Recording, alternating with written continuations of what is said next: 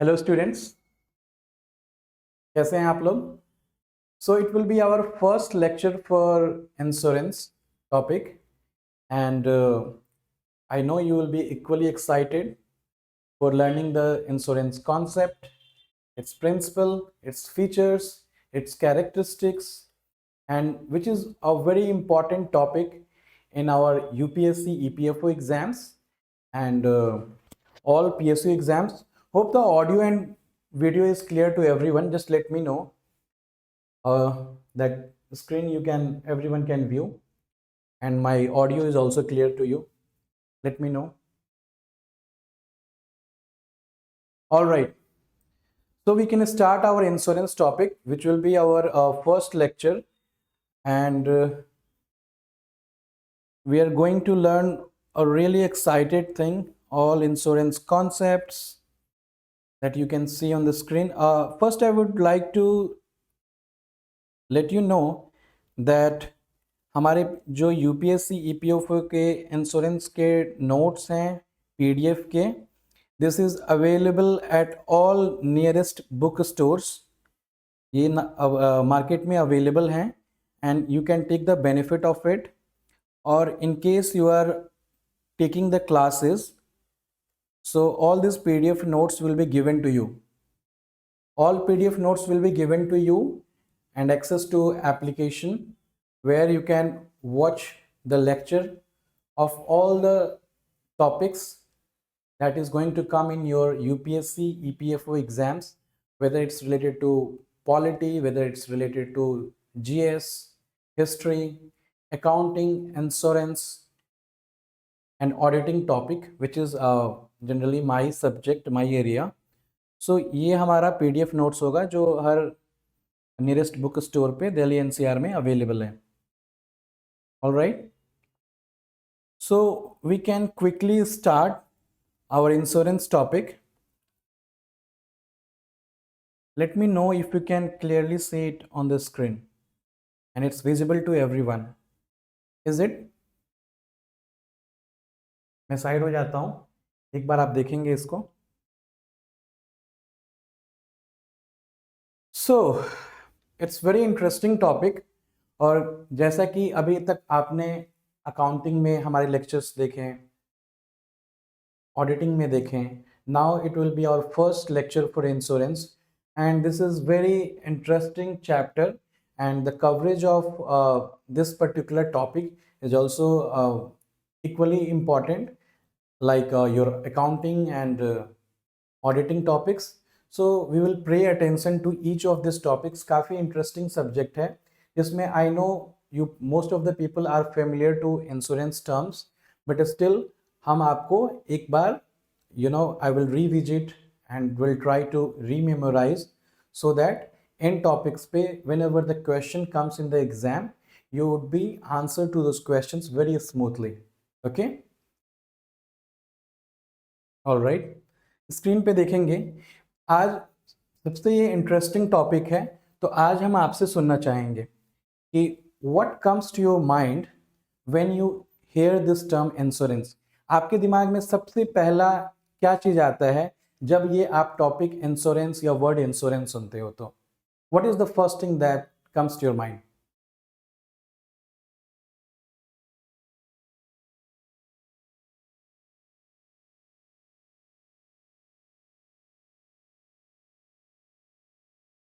Very good, the answers are coming.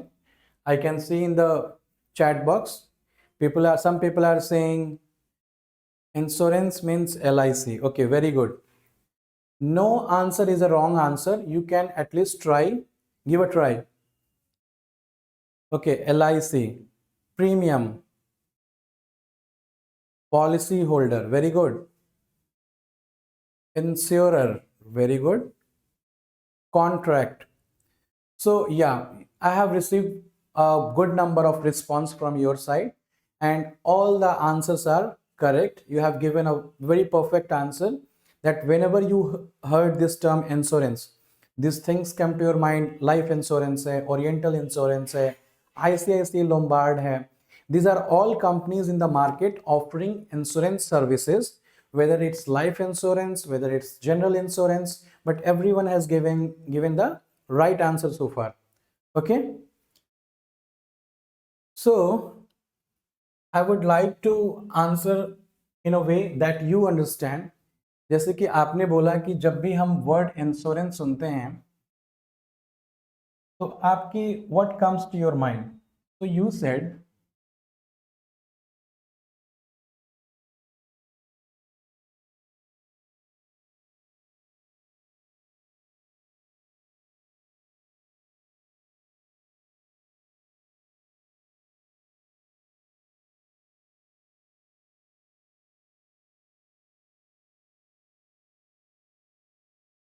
these are the two terms which holds a very significant importance when you heard the term insurance. पहला है insurer, दूसरा है insured. And what does this both term basically means?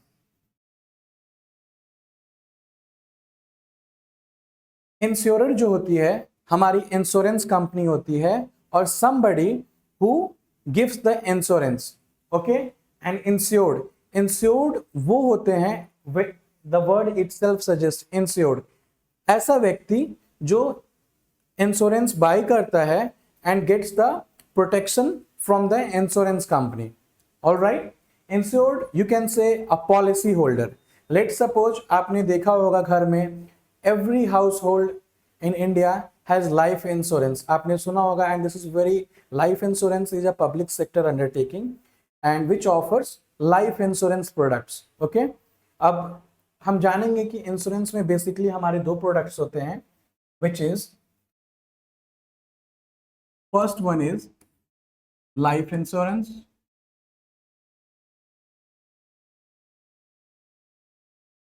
and second one is general insurance.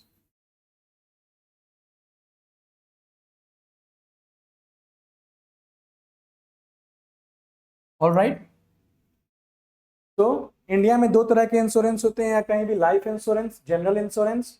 और insurance में दो लोग होते हैं. First one is insurer which is the company, insurance company, and the second one is insured which is policy holder.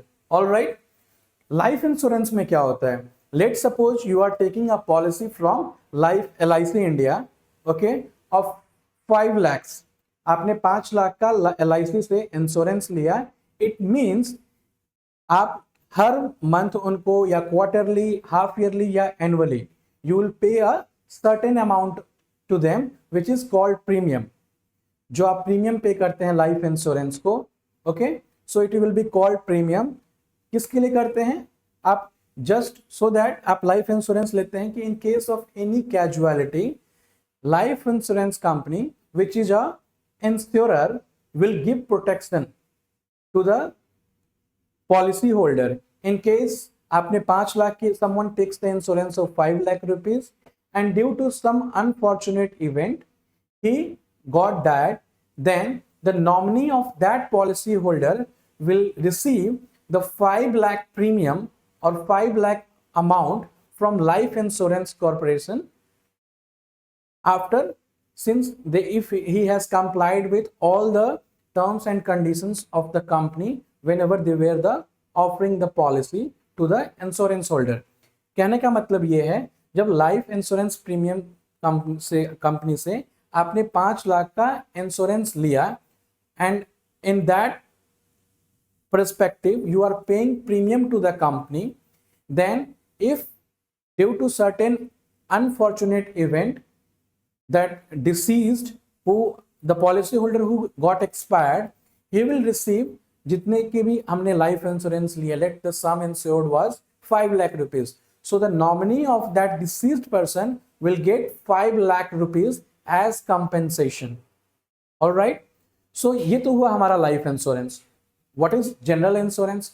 आपने सुना होगा कि you take insurance for your bike, you take insurance for your motor car, fire का insurance लेते हैं, marine insurance होता है, और भी जैसे कि miscellaneous, there are lot of insurance, burglary insurance होते हैं, health insurance which is most popular in India. और if some of you are employed with certain company, whether with a PSU or whether with a private company, even they are also offering medical insurance or health insurance premium to their employees. Okay, as in part of employee benefit, which you have read in accounting standard 15, which was AS15, employee benefit आपने पढ़ा था.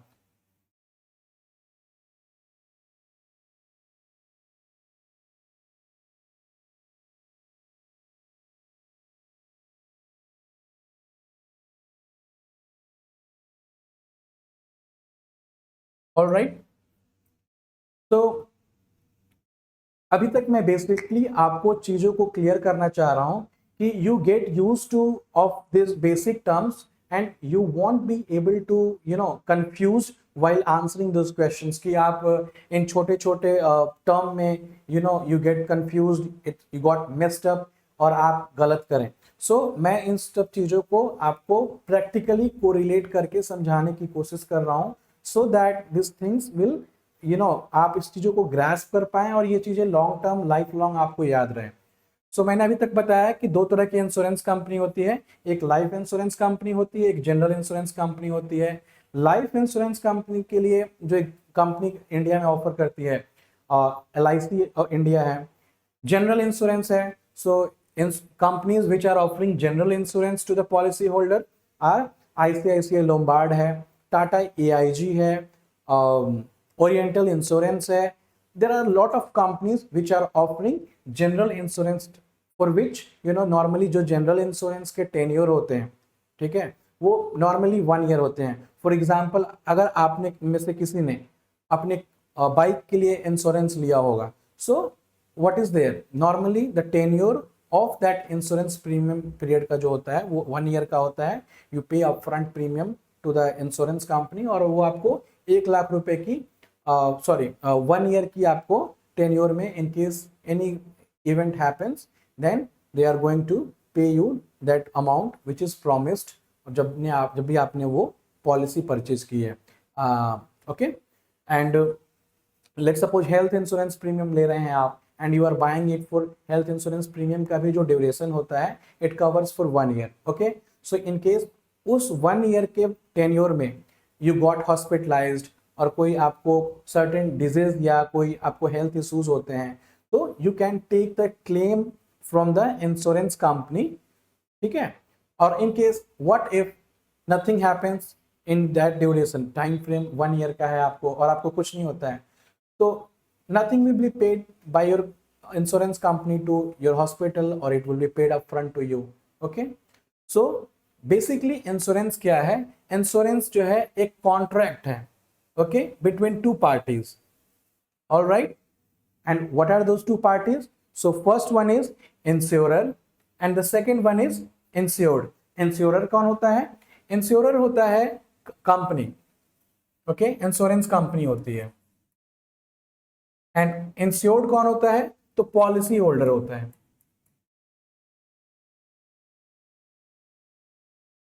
All right, example से फिर समझते हैं इसे. All right, तो insurer, मैंने लाइफ इंश्योरेंस से अपने लिए 5 लाख रुपए की इंश्योरेंस परचेज की. सो life insurance company is insurer. I bought the insurance product from the life insurance, so I will be insured, so I will be policy holder and in return I am paying premium to that insurance company, whether I am paying it monthly, whether I am paying it quarterly, whether I am paying half yearly or annually. Okay, hope this is clear to everyone. उसी भी बच्चे को कोई भी confusion रह जाए, just raise your hand or just give me ping so that I can answer to your questions. All right, just note it down in case any of you wants to note it down from the board. You can note it down or I will clear it so that we can step ahead. All right, I am cleaning this.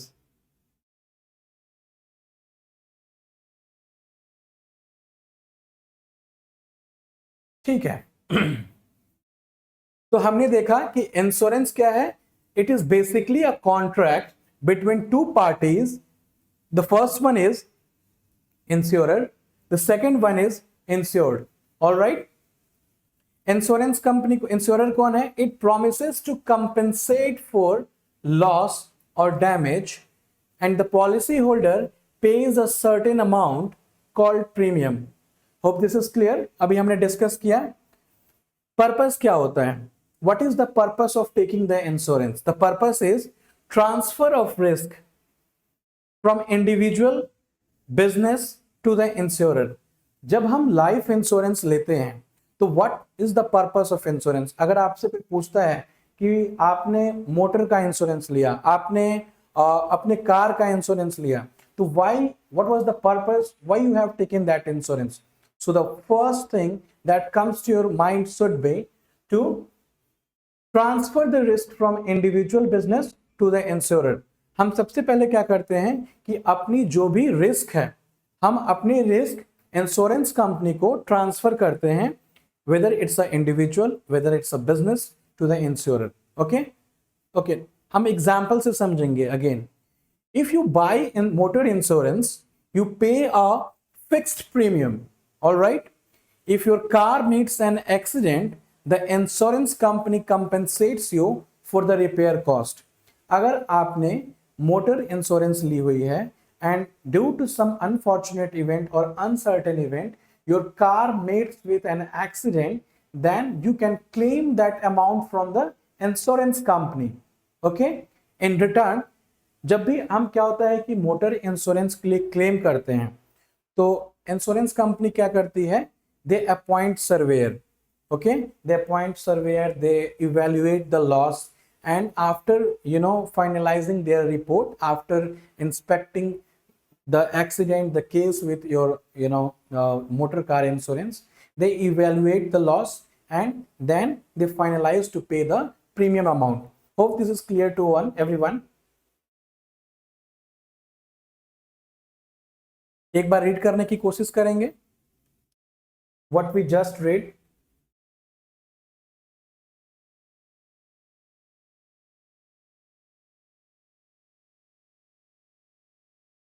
Hope this is clear to everyone. Moving ahead, insurance की nature और characteristic क्या है?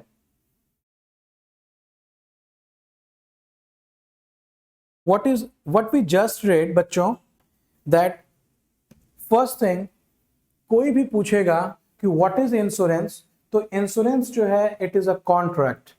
Contract हमेशा दो लोगों में होती है. देयर आर टू पार्टीज और more than two parties to a contract. Okay, so first it is a legal agreement governed by the contract law. In case if any one of you have read the contract act, okay, तो आप वहां पे पढ़ेंगे कि contract का क्या features होते हैं, void agreement, valid agreement. there are a lot of other concept as well, क्योंकि हम अगर डीप डाइव करेंगे तो this topic will become very huge. Okay, so basically हम इसमें जितने भी keywords हैं, हम इंश्योरेंस टॉपिक हो, whether it's auditing टॉपिक हो, तो हम सारे keywords को at least we will try to memorize and remember. Okay, so हमारा जो इंश्योरेंस है, ठीक है, it's a contract. and contract कैसा है? it's a basically legal agreement which is governed by the contract law. So first point is contract and it's a legal agreement. All right. Second है risk sharing. How it is risk sharing? हम जब भी insurance company को premium pay करते हैं, and why we pay? So that our losses can get compensated in case of any uncertain event or anything. They will cover our losses just to protect or just to hedge ourselves from any uncertainty, any unfortunate event. All right. So basically it's a risk sharing and we pay small premiums. Funds are pooled, losses of few are compensated. For example, in India, हम जब life insurance लेते हैं, आप सोचोगे कि how this insurance company is making money. Okay, let's suppose कि 100 लोगों ने इंश्योरेंस कंपनी से अपने लिए लाइफ इंश्योरेंस लिया और they buy general insurance for their motor car और bike. This is not going to happen that suddenly all the car meets with an accident, all people, you know, ऐसी परिस्थितियां नहीं होती कि everyone got, you know, injured, everyone got certain demise. ऐसा नहीं होता. Suppose out of those 100 people, 5 people, 10 people are asking for the claim amount. Okay, so the insurance company is paying to only 5-10 people. Okay, सो बाकी लोग जो premium पे कर रहे हैं, ठीक है, तो it's a income for premium is an direct income for the insurance companies. Hope this is clear. Alright, third point है हमारा consideration. Premium is the price paid for risk coverage. How insurance company is taking your risk? They are taking risk because you are paying premium to them. Fourth is utmost good faith. Both parties must disclose all relevant information truthfully. यहाँ पे एक faith की बात आती है, क्योंकि insurance में आपने पढ़ा इट्स बेसिकली अ कॉन्ट्रैक्ट. तो जब तक हम दोनों पार्टी अपनी सारी इंफॉर्मेशन को डिस्क्लोज नहीं करेंगे, okay, and at a later stage the insurance company identify when you are asking for a claim, so there is chances or there is a probability that the insurance company might decline your claim. Okay, let's suppose हम health insurance लेते हैं, so we have to fill certain form and we have to disclose in case we are having some critical disease, तो हमें उन companies को बतानी पड़ती है. अगर आप में से बहुत सारे बच्चों ने जिन्होंने हेल्थ इंश्योरेंस या मेडिकल इंश्योरेंस ले रखा होगा या टर्म इंश्योरेंस ले रखा होगा, तो उसमें आपने ये चीज़ देखा होगा कि they ask whether you are a smoker, whether you take alcohol, how frequently you talk casual और regular. So there are lot of questions that the insurance company asks, and based on that information they ascertain the premium. Why? And this is why they differs the premium amount. क्योंकि जिसके में companies देखेंगे कि risk ज़्यादा है, they will charge more premium to that person, and जिनके में देखेंगे कि रिस्क कम है, तो the premium amount will be lesser. Alright, for example अगर आप कार का लेते हैं, बाइक का लेते हैं, if your bike is new, if your car is new, so there are very less chances that it will met with an accident or it will incur damage. But जैसे जैसे उनकी as ज़्यादा होगी, I mean car की number of years ज़्यादा होंगे, जब उन्होंने ड्राइव किया होगा, तो उनके प्रीमियम भी ज़्यादा हो जाते हैं. फॉर एग्जांपल अगर आप हेल्थ इंश्योरेंस प्लान ले रहे हैं या आप लाइफ इंश्योरेंस प्लान ले रहे हैं, तो इनके if your age is lower, if you are around 20, then your premium will be less. If you are around 40-50, your premium will be comparatively high. All right, so next point is indemnity. What indemnity except life insurance? Insured is restored to financial position before loss, not to profit. Okay, तो हमारे में इसमें एक indemnity का भी part आता है, जिसमें जो इंश्योर्ड है वो is insured the policy holder. ठीक है, उनकी लॉसेस से पहले हम उनकी फाइनेंशियल पोजीशंस भी देखते हैं, not to profit. Okay, next is cooperative device, collective pooling of risk of many individuals. मैंने आपको अभी जैसे भी बताया कि 100 लोगों ने इंश्योरेंस की पॉलिसी परचेज की, तो इंश्योरेंस कंपनी क्या करती है, collective pooling of risk of many individual. वो बहुत सारे इंडिविजुअल्स की इंश्योरेंस पॉलिसी ऑफर करती है, and out of those people who are claiming for the policy amount, उनको वो in case they are meeting with certain accident, in case they are having some health issues, तो उनको वो क्या करती है, अमाउंट जो रहती है कंपेंसेशन का उन्हें पे करती है. So it's a cooperative device, मतलब कोऑपरेशन से चल रहा है. Next is future oriented, protects against uncertain future event. जो हमारी इंश्योरेंस है, इट प्रोटेक्ट्स हमें, कोई भी अनसर्टेन फ्यूचर इवेंट होता है जो कि हमने सबसे पहले ही देखा था, वो उससे भी हमें प्रोटेक्ट करती है. Just try to read the next line and the example and I will come back to you. Just read once.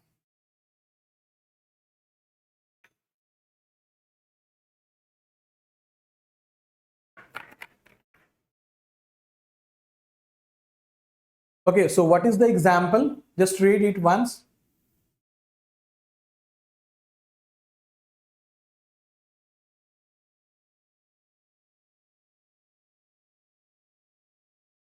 So हमने ये देखा कि हेल्थ इंश्योरेंस प्रीमियम यू पे every year may not be used if you don't fall ill, but it ensures financial protection if you suddenly need hospitalization.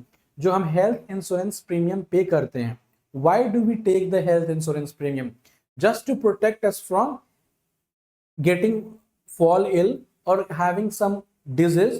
तो वो उन time frame में it gives us protection कि कोई बड़ा medical expense आता है हॉस्पिटल का, तो we would be able to pay through that premium और health insurance premium that we have availed. Alright, अगर आप बीमार नहीं पड़ते हैं तो the normally the tenure for any health insurance premium is 1 year and it got lapsed. Next year you have to get your health insurance premium renewed from that particular insurance company. So basically जितने भी insurance हैं, first thing you have to remember, it's a contract between two parties. First is insured and the other is insurer. हम अपने future uncertain event से अपने आप को protection देने के लिए हेल्थ इंश्योरेंस प्रीमियम और एनी इंश्योरेंस जो प्रोडक्ट है वो बाय करते हैं. All right, hope this is clear here. हमने अभी जाना इंश्योरेंस का डेफिनेशन, हमने जाना कि इंश्योरेंस का नेचर क्या होता है, कैरेक्टरिस्टिक क्या होता है. Just read it once in case you have to make some points out of it, just note it down. All right, हम उसके बाद देखेंगे कि evolution and history of insurance in India. जो इंश्योरेंस का इंडिया में इतिहास क्या है, इसके ऊपर एक बार नजर डालेंगे. Although we have to just remember it, the key words, key facts, that's it. You do not have to remember और मगा पिट ऑल. ओके, पूरा नहीं मतलब याद करना है, and you have to remember each line. All right, just remember the key point, read it once.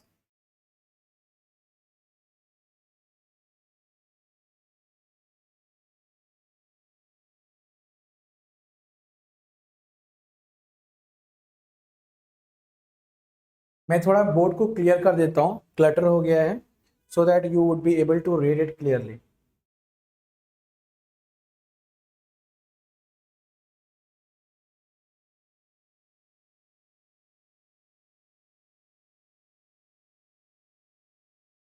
All right, hope this is visible to everyone. एक बार देखेंगे कि हमारा जो इंश्योरेंस है उसका इवोल्यूशन एंड हिस्ट्री क्या रहा है इंडिया में. तो बेसिकली दिस इंश्योरेंस वर्ड जो है, it was a risk sharing concept, और ये बहुत this is coming from very early as.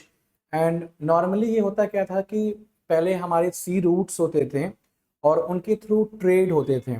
सारे जितने भी trade practices world wide follow होते थे वो सी रूट के थ्रू होते थे, क्योंकि हमारे roadways, air transport was not there, roadways infrastructure was not built. So basically हमारी जो भी ट्रेड होती थी, it took place through maritime, it took place through sea और ओशन के थ्रू ही होता था. And it is coming from very early age. जो हमारी ईस्ट इंडिया कंपनी आई, और even the Columbus came, so all came through sea route to India. all right, तो जो भी व्यापारी होते थे, they pool their resources to cover losses at sea. जब भी हम बहुत हैवी कंसाइनमेंट लेके शिप्स के थ्रू जब वो ट्रेड पॉसिबल होता था, तो कई बार they met with some cyclone, thunder storm, और बहुत सारे उनके जो चीज़ें होती थी वो डैमेज होती थी. तो जो बड़े बड़े मर्चेंट्स थे, they normally what used to do, they pooled the risk to cover losses at sea. मतलब वो रिस्क को समुद्र में जो भी तूफान आता था या थंडर स्टॉर्म आता था, साइक्लोन्स आते थे, तो they used to pool those risk and distribute among themselves. अब हमारा ये तो रहा ट्रेडिशनल या एंशिएंट इंश्योरेंस. हमारा मॉडर्न इंश्योरेंस क्या है? Which company came first in India? जिसने पहली इंश्योरेंस कंपनी स्टार्ट की इंडिया में, what are those company? So basically it was 1818 में ओरिएंटल लाइफ इंश्योरेंस कंपनी आई थी, and its headquarter was in Calcutta, and it was the first life insurance company. So in case if there will be MCQ question जो इस पे frame होता है कि what was the name of the first insurance company in India, so it is Oriental Life Insurance Company. Headquarter was in Calcutta, and it was established in the year 1818, and it was first life insurance company. All right, moving next 1850 में एक जो company आई थी general insurance, Triton insurance company, it got established in 1850 and this was the first general insurance company. Just try to remember the keyword. Oriental was life insurance company, Triton insurance company was general insurance company. It came in 1818, this came in 1850, and next came which is life insurance company, जो आप अभी भी आज भी LIC के बारे में सुनते होंगे. This is one of the most profitable public sector undertaking in India, जो सेंट्रल गवर्नमेंट को हर साल, क्योंकि there is a government stake in this company, और they pay thousands of crore as a dividend to the company, और ये most profitable company भी है. एंड शायद ही कोई ऐसा घर होगा जहां पे लोगों ने लाइफ इंश्योरेंस नहीं लिया होगा. ओके हर घर में आप सुनते होंगे कि LIC एजेंट होते हैं, and their business model is as such कि they are very profitable, and every house hold has this policy from life insurance.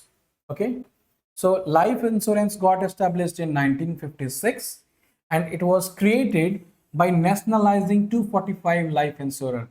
इसको जब क्रिएट किया गया था तो 245 life insurer company was existing at that time, और सबको नेशनलाइज करके दे फॉर्म वन कंपनी. आपने सुना होगा कि इवन इफ द बैंक्स का भी नेशनलाइजेशन हुआ था.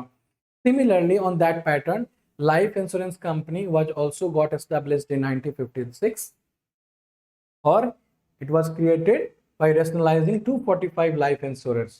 Next was GIC, General Insurance Business.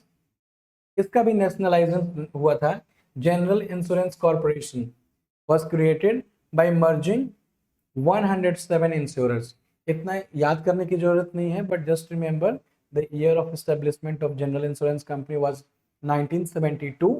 It got nationalized and 1972 में ये क्रिएट हुआ था. Next is 90s reform.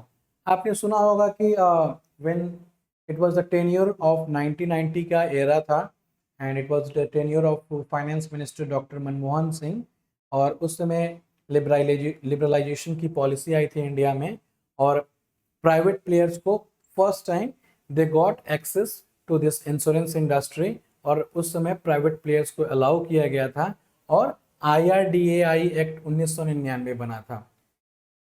अभी मैं इसके बारे में और डिटेल में बताऊंगा. What is this IRDAI? It is basically the regulator for all insurance companies, and IRDAI का stands for Insurance Regulatory Development Authority of India.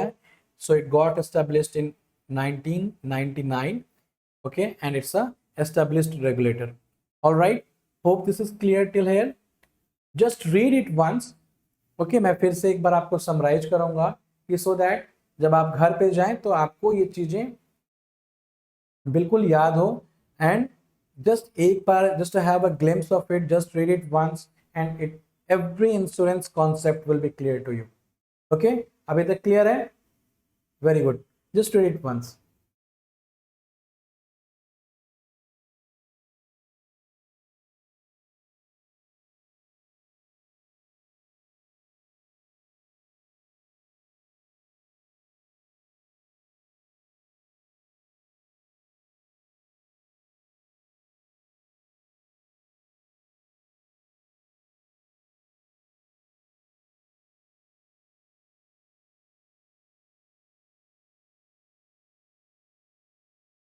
All right, I hope everyone has read about the evolution and history of insurance in India.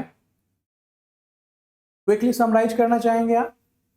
All right, so ancient root, जैसे कि मैंने बताया कि risk sharing concept था उस समय, during it was used during maritime trade, जो to cover losses.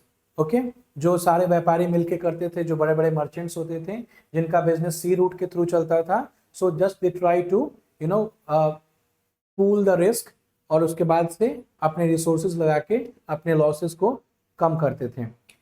Modern insurance में देखेंगे the first company which operated और which started its operation for life insurance in India was oriental insurance. और oriental insurance ने 1818 में अपने business को शुरू किया था। Next one was Triton insurance company which came in 1850 and it was first general insurance company that started its operation in India. Third was 1956 the giant life insurance company created। और कैसे create हुई? 245 life insurer थे उस समय, उनको nationalise किया गया and they form life insurance company.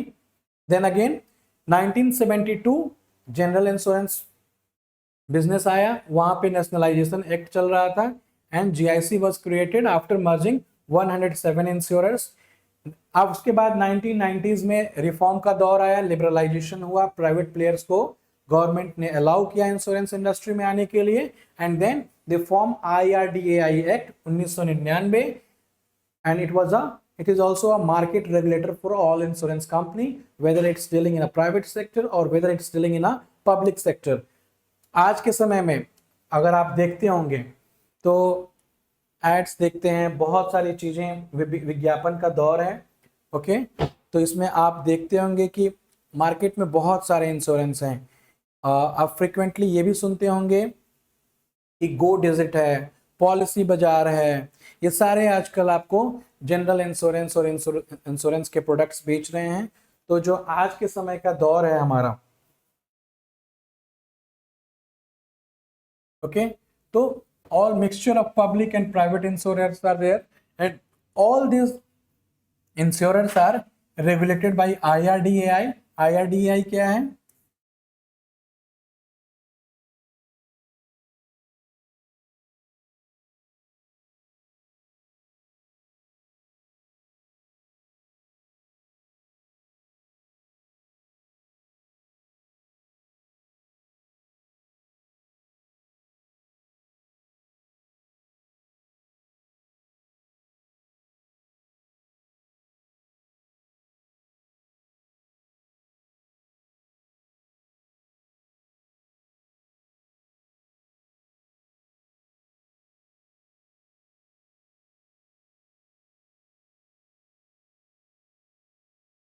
Okay, so what is IRDAI? Insurance Regulatory Development Authority of India। okay, जो सारे प्राइवेट प्लेयर्स और पब्लिक इंडस्ट्रीज को रेगुलेट करती है। मूविंग अहेड, उसके बाद हम देखेंगे कि हमारा प्रिंसिपल्स ऑफ इंश्योरेंस क्या है। ठीक है, अभी थोड़ी देर पहले हमने इसको नेचर्स एंड कैरेक्टरिस्टिक में भी पढ़ा है इंश्योरेंस के इन टर्म्स को, और हम क्विकली इन्हें देखेंगे कि what are this topics which are the principles of insurance। all right, so the first point is utmost good faith।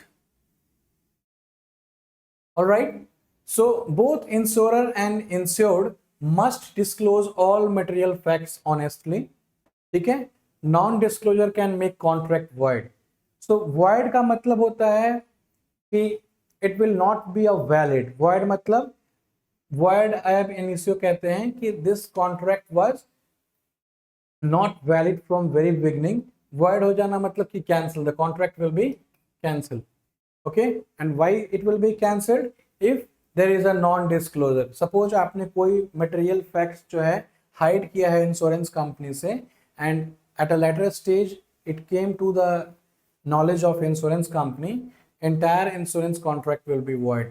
it means if for example if a person hides the history of heart disease while buying life insurance, the insurer can reject claim letter। अब आपने insurance company से insurance तो bye कर लिया, but when it comes to disclosure of the material fact to the insurance company, वहां पे आपने क्या किया कि आपने कोई मटेरियल फैक्ट्स इंश्योरेंस कंपनी से छुपाया, so that you do not have to pay extra premium. ठीक है, तो एट अ लेटर स्टेज वो डायग्नोसिस होती है और पता चलता है, तो it might be possible that the insurance company can reject the claim. आपने सुना होगा कि जितनी भी आजकल जनरल इंश्योरेंस कंपनीज हैं या लाइफ इंश्योरेंस कंपनी हैं, वो क्या करते हैं, एक क्लेम सेटलमेंट रेशियो डिस्क्लोज करते हैं when they are selling the insurance product to their customers, to the policy holder. आपने ये टर्म सुना होगा कि our claim settlement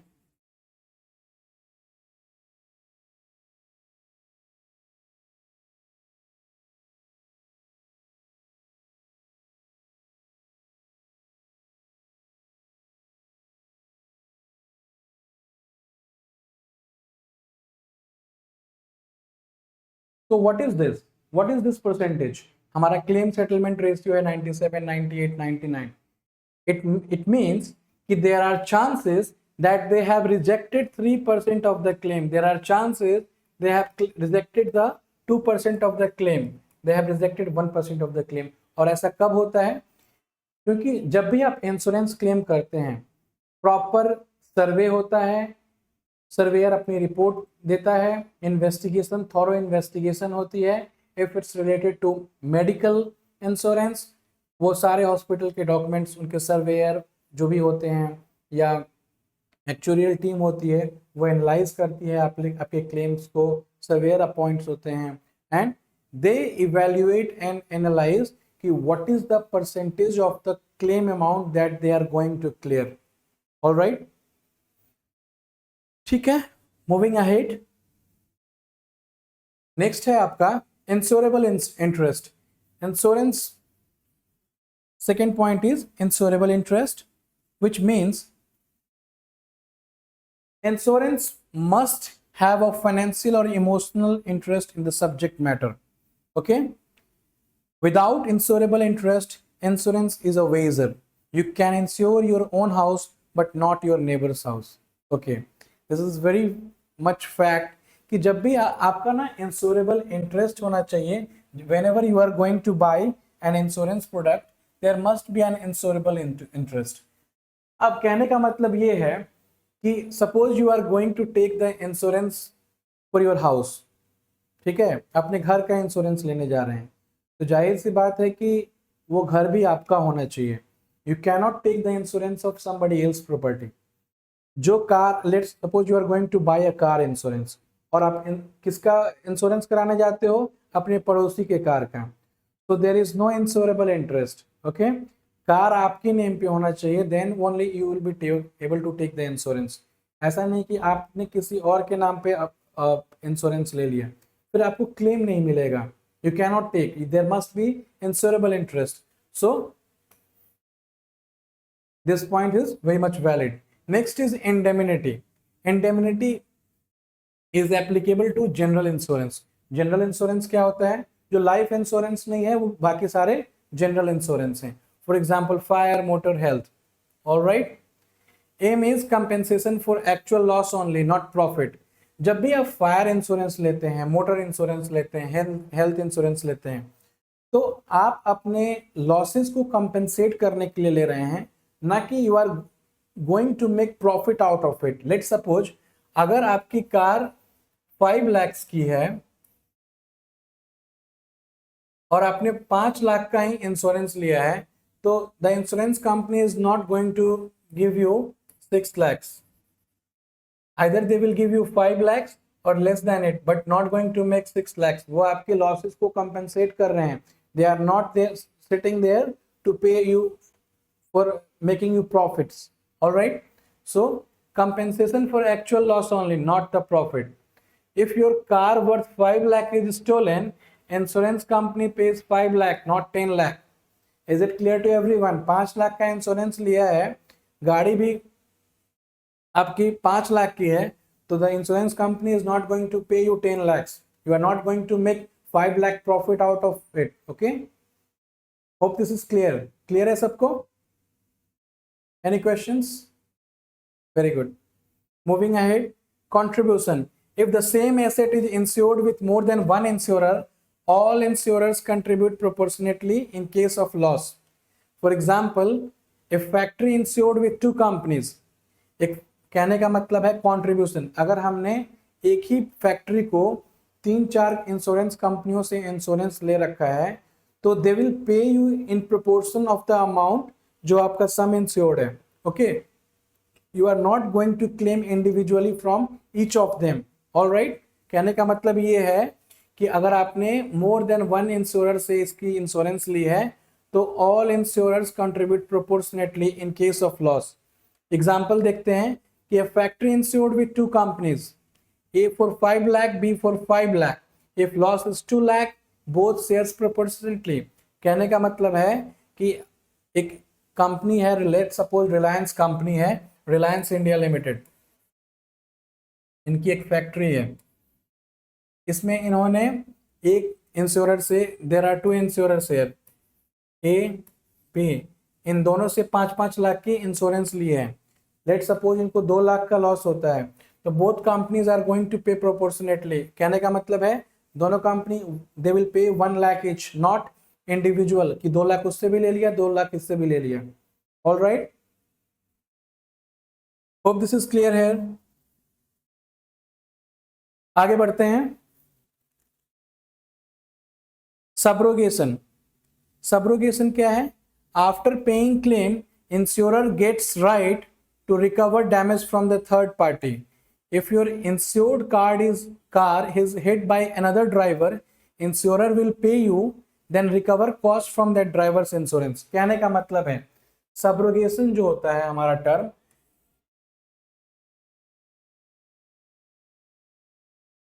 let suppose कि आपने अपनी कार के लिए एक इंश्योरेंस लिया है, ठीक है, और your car gets damage from another car. आपकी कार आ रही थी, पीछे से दूसरी कार वाले ने टक्कर मारी, ठीक है। तो सीधे example, if your insured car is hit by another driver, तो आपकी इंश्योरेंस कंपनी आपको तो पे करेगी, he will pay for your damage और he will pay for your losses. At the same time he will recover the cost from that driver's insurance. कहने का मतलब है जिस कार ने टक्कर मारी, जिसकी गलती थी, who is at that fault, insurance company is going to recover that amount from the another car driver and will claim from his insurance company. So this is the unique feature of insurance, जहां पे insurance company आपके damage के लिए, if you are not at fault, तो आपको तो since you have paid the premium to them, they are going to pay you the for the losses or for the damage. At the same time, they are going to claim that amount from the another car's insurance company. Hope this is clear to everyone. Clear hai? In case it's not clear, just read it once. If your insured car is hit by another driver, insurer will pay you. आपको पे करेगी, then recover the cost from that driver's insurance. उन जिस car ने टक्कर मारी है उसके इंश्योरेंस कंपनी से he is going to claim that amount. So this is subrogation. Okay, clear? Next is proximate cause. Loss must be caused directly by an insured peril, not a remote cause. Example देखेंगे कि if a fire policy covers damage by fire, goods destroyed by fire, claim is valid. But if goods damaged by war, not valid unless war risk is covered.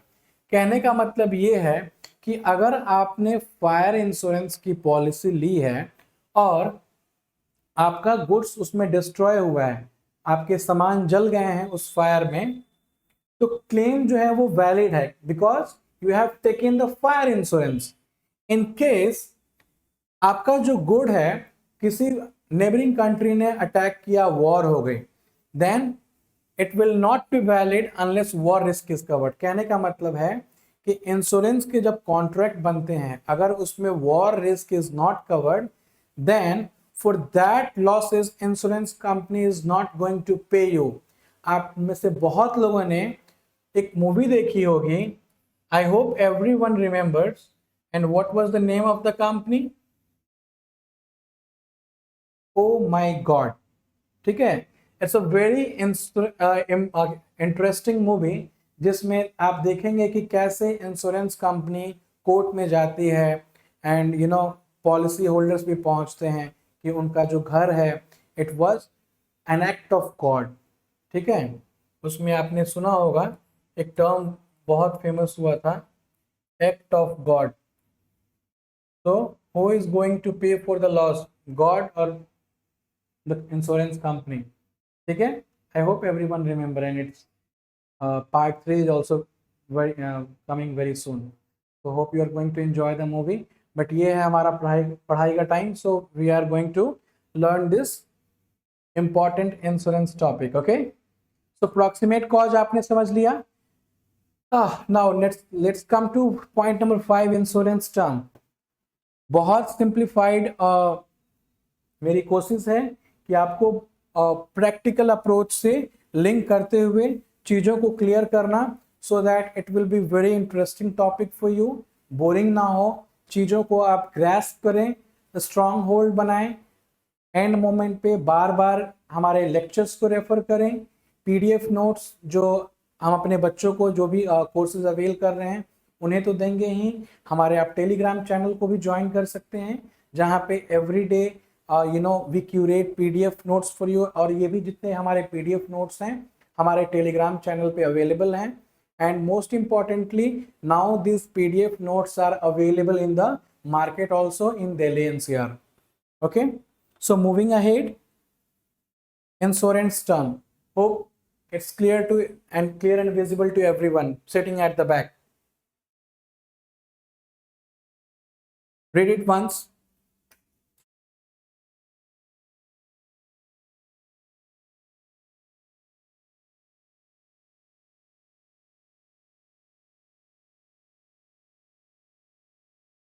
I hope आप लोगों को समझ में भी आ रहा होगा और पढ़ने में बहुत इंटरेस्टिंग टॉपिक भी लग रहा होगा। Okay, so coming next, what is the term premium? You अभी तक आपने बहुत बार सुन लिया कि प्रीमियम क्या है। क्या है premium? Just read it once. Amount paid by insured to insurer periodically for coverage. ठीक है, insured, who is insured? The policy holder. Okay, and who is the insurer? LIC। let's suppose LIC is insurer here। हम LIC को बार बार example में frequently इसलिए ले रहे हैं कि so that you won't be confuse between this two term, क्योंकि ये बहुत सिमिलर टर्म्स हैं and at times this create confusion. Okay, so LIC is insurer. तो प्रीमियम क्या होता है? जो हम पॉलिसी होल्डर इंश्योरेंस कंपनी को पे करती है, that amount is called premium. Monthly, yearly, जब भी पे करना है आप पे कर सकते हैं। And it is determined based on risk, age, policy type. कहने का मतलब है कि जो भी आप प्लान लेते हैं, let's suppose you are taking the plan for LIC में बहुत सारा प्लान है, जीवन उमंग, जीवन उत्सव, बहुत सारे प्लान है। Even if they have launched term insurance plans also in India. Okay, तो जो भी हमारा प्रीमियम डिटरमाइन कैसे होता है? On the basis of risk. Let's suppose you are patient of some chronic disease, आपकी प्रीमियम हाई होगी। Let's suppose your age is 20, आपका प्रीमियम कम होगा। यू आर एट एज 50, आपका प्रीमियम ज़्यादा होगा। So it depends on the plans. Younger person pays lower life insurance premium than older person. Let's see, आ गया सामने आपके एग्जाम्पल के through. Next is bonus. Extra amount paid by insurer from profits to policy holder, mainly in LICs with profit policies, works like dividend। okay, so जब हम insurance company का PNL and final accounts बनाते हैं, although यहाँ बनाना नहीं है but I have read through it, तो उसमें क्या होता है कि जो भी इंश्योरेंस कंपनी है, जो इंश्योरेंस इंडस्ट्री है, it is basically operating for the social welfare of the people. Okay, they are not here to make abnormal profits. वो एबनॉर्मल प्रॉफिट्स नहीं बना सकते हैं, क्योंकि it's a kind of social service जो हम इंश्योरेंस देते हैं। It's not purely social, but जो भी बहुत सारे प्रीमियम में पॉलिसीज में एक क्लॉज होता है कि जो भी प्रॉफिट पॉलिसी होती है, if the company is making profit from their policy holder, तो वो आपके टेन्योर, जो भी आपकी पॉलिसी का टेन्योर है, उसमें एक्स्ट्रा बोनस, जो भी एक्स्ट्रा प्रॉफिट्स बनाया है उन्होंने, तो they will pay that amount to the insurance policy holder. Okay, got it? Surrender value, amount payable to insured if policy is terminated before maturity. If you cancel a 20-year endowment policy after 10 years, you may get some surrender value back. Very important and very interesting. LIC में भी एक clause है जो I know, सो मैं personally आपको बता देता हूँ कि after paying a premium of 3 continuous years, let suppose कि आपकी, जैसे इसमें एग्जांपल दिया हुआ है कि 20 ईयर्स की LIC की इंडोमेंट पॉलिसी है, ठीक है। आफ्टर 10 ईयर्स आपको लगा कि I won't be able to pay its premium regularly, और आप वो पॉलिसी सरेंडर करना चाहते हैं लाइफ इंश्योरेंस को, तो दे विल, अभी तक आपने आप बोलोगे कि तो हमने तो 10 ईयर्स तक प्रीमियम थे, तो ये सब क्या बर्बाद हो गए? नहीं, LIC और एनी इंश्योरेंस कंपनी जहां पे ये क्लॉज हैं वो सरेंडर वैल्यू की, वो क्या करेंगे, एक सरेंडर वैल्यू एस्टिमेट करेंगे based on the premium that you have paid so far, and after deducting certain percentage of that amount they will pay the surrender value to the policy holder. क्योंकि 10 years तक नहीं आपने policy ली है, तो 10 साल का जितना भी आपने प्रीमियम पे किया है, so after deducting certain percentage वो आपको एक सरेंडर वैल्यू देती है। Okay, moving ahead.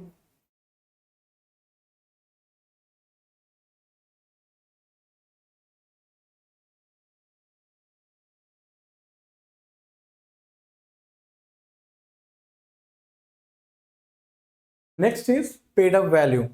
Hope the screen is clear to everyone and audio is also clear. All right. Next, paid up value. Paid up value क्या होता है? If premiums are discontinued after paying for some year, policy continued with reduced sum assured. Got it? जो policy है हमारी वो चलती रहेगी, but जो सम एस्योर्ड होगा वो कम हो जाएगा। लेट सपोज 5 लाख की आपने पॉलिसी ली है, you are taking a policy of 5 lakh rupees, premium paid for 7 years out of 20, policy continues with reduced coverage, say 1.5 lakh.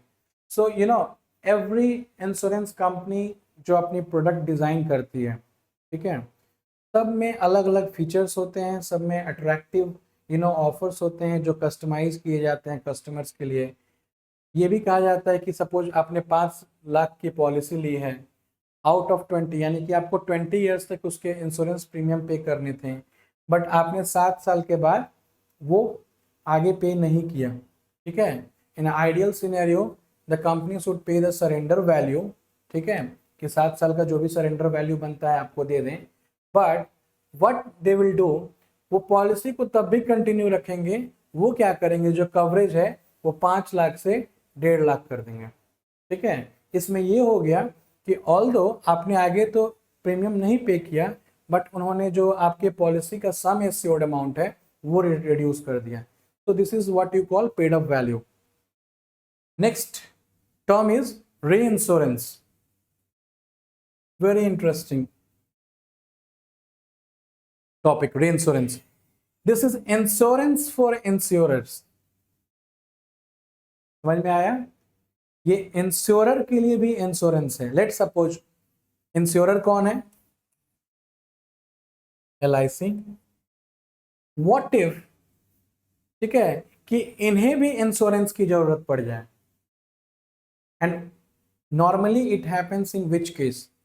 अब देखो एग्जाम्पल देखो, if LIC insures an airport for 5,000 crore, आपका जो insurance होता है वो 5 लाख का होता है, लेकिन अगर एयरपोर्ट का इंश्योरेंस लेना हो तो the amount is 5,000 crore. It's a very big amount.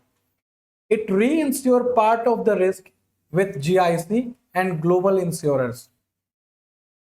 What if कि ये LIC को, लेट सपोज अब किसी Delhi airport, IGI airport, life insurance ने इसका, इस प्रेमिसेस का इंश्योरेंस किया हुआ होगा। आपने बहुत सारा सिनेरियो में सुना होगा कि फुटबॉल क्लब है, रियल मैड्रिड क्लब है, या नेशनल बास्केटबॉल एसोसिएशन है, उनकी टीम्स हैं, IPL में टीम्स हैं, ये अपने लॉसेस को हेज करने के लिए, अपने आप को प्रोटेक्ट करने के लिए भी मार्केट में इंश्योरेंस लेती हैं। and their amount is very big. It's 1000 crore, 500 crores. So that company is also paying the huge premium to this insurance company. Although अगर 5000 करोड़ की इन्होंने इंश्योरेंस की है, तो ये नाउ फर्दर ये क्या करेंगे, इसमें और भी इंश्योरर आएंगे. It reinsures part of the risk with GIC and global री इंश्योरेंस.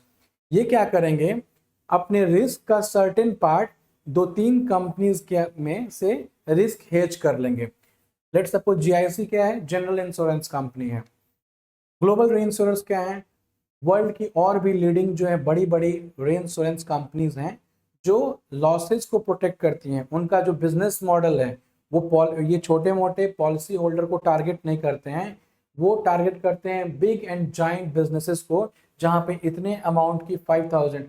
बट सी, आप सोचेंगे कि लेट सपोज व्हाट इफ कि कुछ उस एयरपोर्ट पे सर्टेन नेचुरल कलामिटी होती है या सम ऐसे मैन मेड डिजास्टर होते हैं जिनसे उनको बहुत ह्यूज लॉसेस होती है.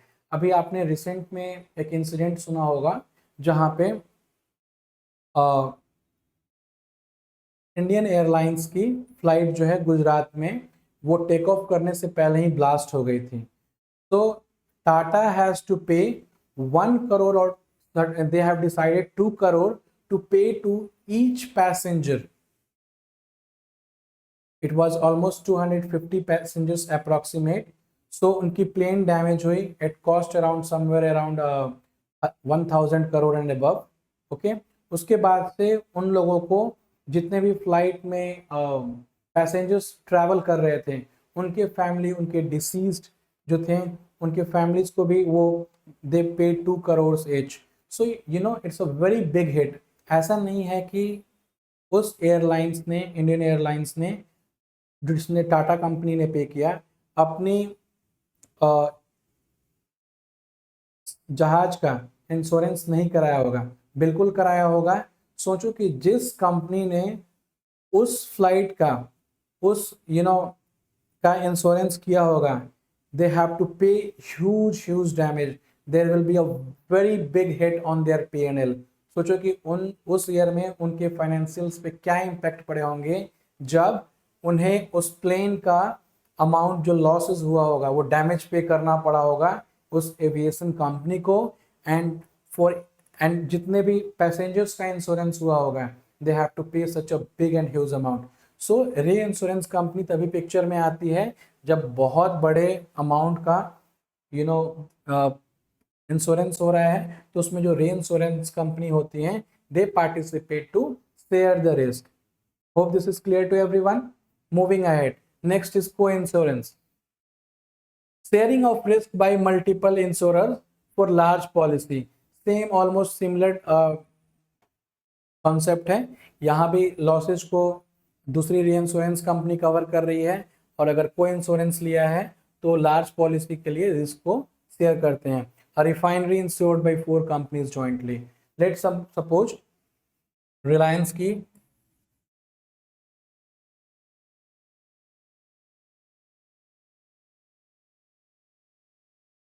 की पेट्रोलियम रिफाइनरी है.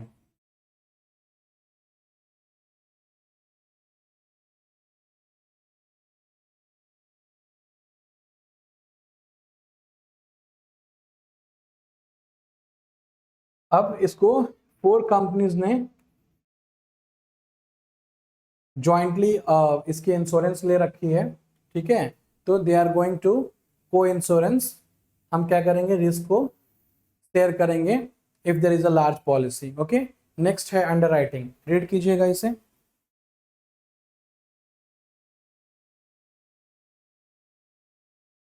Just try to read what is underwriting.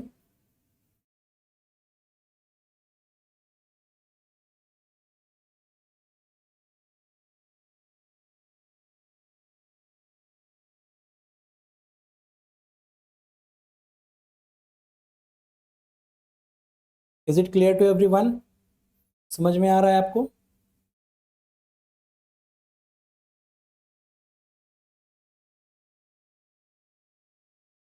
Okay.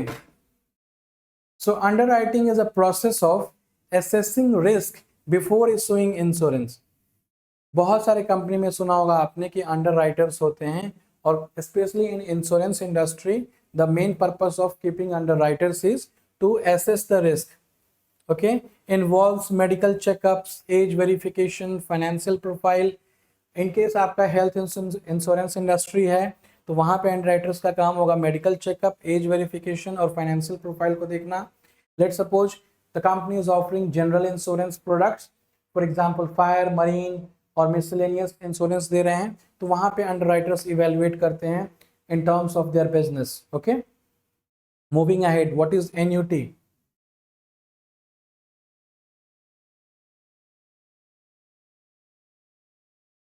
Regular payment made by insurer in return for a lump sum premium used in retirement planning. Okay, so annuity is basically हम क्या करते हैं जब annual कोई lump sum amount पे करती है insurance company for a lump sum premium. Retirement planning की जितनी भी आपको इंश्योरेंस प्रोडक्ट होते हैं, लेट सपोज यू पे 10 लाख लमसम, ठीक है, तो वो क्या करती हैं, get 10,000 per month for life. Insurance company ऐसे प्रोडक्ट डिजाइन करती है कि आपने 10 लाख लमसम में पे किया है इन प्रीमियम में, तो आपको 10,000 पर मंथ पूरे लाइफ जब तक आप जिंदा रहेंगे आपको 10,000 पर मंथ वो पे करेगी. Riders, optional add ons to insurance policies for extra benefit. Okay, बहुत सारी इंश्योरेंस कंपनी जो प्रोडक्ट डिजाइन करती है उसमें एड ऑन्स भी देती है इंश्योरेंस पॉलिसी पे for extra benefits. Accident rider है, क्रिटिकल इलनेस राइडर है, along with base life insurance policy. तो प्रोडक्ट्स को ऐसे डिजाइन करते हैं कि अगर आप उस एग्जिस्टिंग पॉलिसी में कुछ आप एड ऑन्स करवाना चाहते हैं, राइडर बेनिफिट लेना चाहते हैं, तो after paying certain additional premium you can avail the benefits of accidental insurance, critical illness और जो भी आपको रिस्क कवर करना है with the existing base life insurance policy. ठीक है. Solvency margin, minimum excess of asset over liabilities that insurers must maintain. Insurer can pay claims regulated by RDA. Solvency margin क्या होता है? जो IRDA regulatory authority है, they keep a very strong watch on this insurance company कि क्या उनके financial positions में उनकी सॉल्वेंसी मार्जिन है या नहीं. कहने का मतलब ये है कि अब इंश्योरेंस कंपनी है, ठीक है, तो हर साल उनके फाइनेंशियल स्टेटमेंट्स हैं वो एक्सचेंज में सबमिट होते हैं, IRDA उनको इवेलुएट करती है, रेगुलेटरी रिपोर्टिंग होती है क्वार्टरली और हाफ ईयरली, तो वो ये इवेलुएट करते हैं कि they are accepting premium, but what if कि उनको कोई बड़ा क्लेम आए तो whether this insurance company would be able to pay those claims और not. So they evaluate this whole exercise through solvency margin. कहने का मतलब है वो ये चेक करेंगे कि उनके जो एसेट्स हैं वो लाइबिलिटीज से ज्यादा हैं. It means they are in a position to pay the claims in case of any unfortunate event. Okay, and who verifies that? IRDA, because ये रेगुलेट मार्केट रेगुलेटर है सारे इंश्योरेंस कंपनीज की, whether it's a private player, whether it's a public player. Okay, so this was all in our insurance topic. ठीक है, hope ये आपको समझ में आया होगा and it was very clear to you. एक रिकैप है जो हम क्विकली देखेंगे अभी तक जो भी हमने पढ़ा.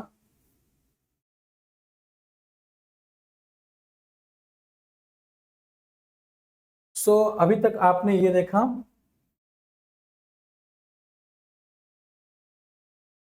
Insurance, it is a risk transfer mechanism. Principle क्या था? बैकबोन ऑफ इंश्योरेंस कॉन्ट्रैक्ट क्या है? गुड फेथ है, इंटरेस्ट है, इंडेमिनिटी है, कॉन्ट्रीब्यूशन है, सब्रोगेशन है, प्रॉक्सिमेट कॉज है, जो अभी आपने इंश्योरेंस प्रिंसिपल्स में देखा. की टर्म्स क्या थे? प्रीमियम, बोनस, सरेंडर वैल्यू, री insurance, underwriting. And these particular key terms often form direct MCQ. इनसे मल्टीपल चॉइस क्वेश्चंस जो हैं वो आते हैं. हमने हिस्ट्री भी पढ़ा, देखा LIC कब आया, 1956, GIC 1972, IRDA 1999 आया, and this is very important for the exam. तो हमें सारे कॉन्सेप्ट्स को रटना नहीं है, we will go through this PDF notes, ठीक है, एक बार दो बार रिवीजन करेंगे, वीडियो लेक्चर्स को रेफर करेंगे and go through this PDF notes. बहुत क्विक आप इसको कवर कर सकते हैं और समराइज कर सकते हैं। हमने छोटे छोटे टॉपिक्स बना के इसकी काफ़ी कॉम्प्रिहेंसिव कवरेज की है। And moreover, after completing this video lecture, just to check whether you are able to attend those questions जो प्रीवियस PYQ में आए हुए हैं, हमने सारे क्वेश्चंस को जो PYQ में हैं और जो इन टॉपिक्स से बन सकते हैं, we have covered almost all the questions in very detail and very minutely कि आपसे कोई questions नहीं छूटे एग्जाम्स में। ऑलराइट, हमारा अप्रोच भी काफ़ी प्रैक्टिकल था। इन केस आपको कोई क्वेरीज रहती है, we are still there to support you, we are still there to help you. Alright, आप हमें कमेंट सेक्शन में जो भी है अपने क्वेश्चंस बताएंगे।